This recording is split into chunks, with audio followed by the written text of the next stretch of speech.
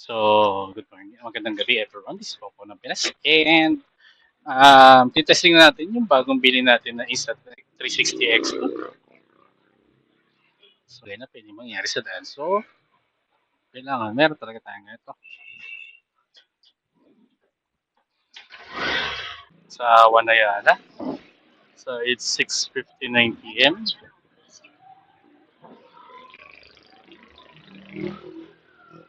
And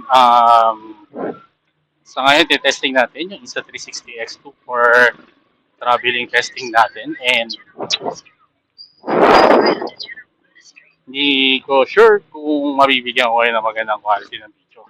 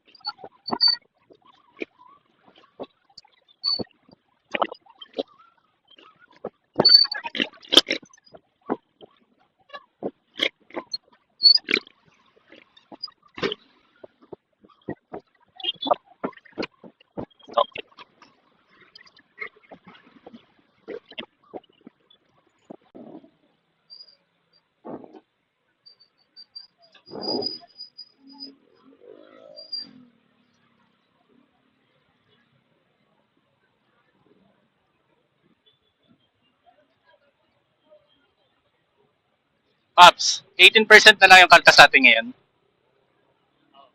18%. Hindi pa ako nakakabiyahe. Wala pang day off eh. Baka may gusto mo, hairnet. Meron ako extra. Marami akong hairnet eh. Oh. Marami akong extra eh. Hindi ko na magagamit eh. Wala pa akong day off eh.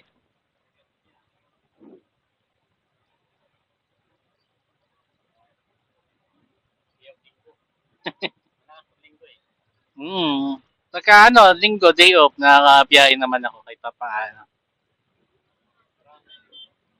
Pag ito kasi, lamog ako eh. Trabaho eh. Nakakailan na paps ng biyahe na. Oo, pasok na sa 90 rides. Kunti na lang. Panibagong kota na naman. Oo, ngayon, araw. Buti nga sa atin, may ganyan eh. Ano yata, May 5? 1 week, di ba? Okay, Paps, ingat. Try safe. Tayo sa may SM Aura and waiting na tayo mag-go. So, ayun na, nag-go na. Naku. Napaka-delikados. Uh,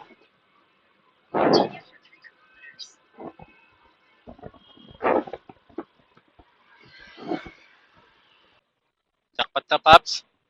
Jackpot na. Kapit na. Pag naka 90 rides, meron na ulit eh.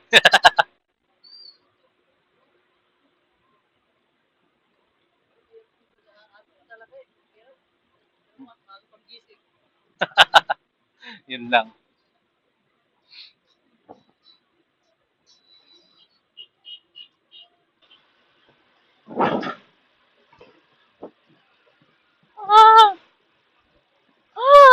Sabi ba? So, ayan, go. Nakagpo tayo. Ano ba yan? Nakago kami train.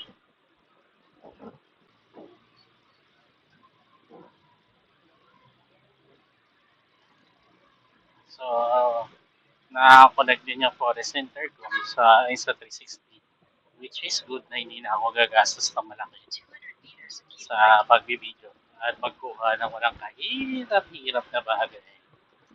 So, as of now, ito po yung first sample video natin sa paggamit ng Insta360. So, medyo talagang kinakapapa. Pero, natin yung preview mamaya kung okay.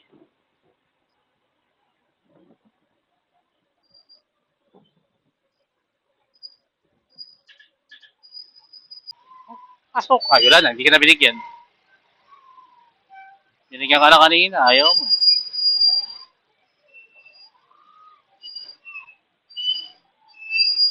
Ako hindi papasok dyan.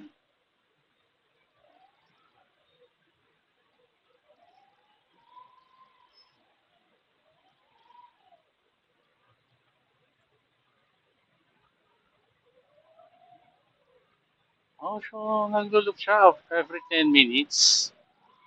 So 10 minutes on loop, hindi 3 minutes. And ayun. So parang kumukonsumo ng 1 GB or ilang GB ata to. May loop recording.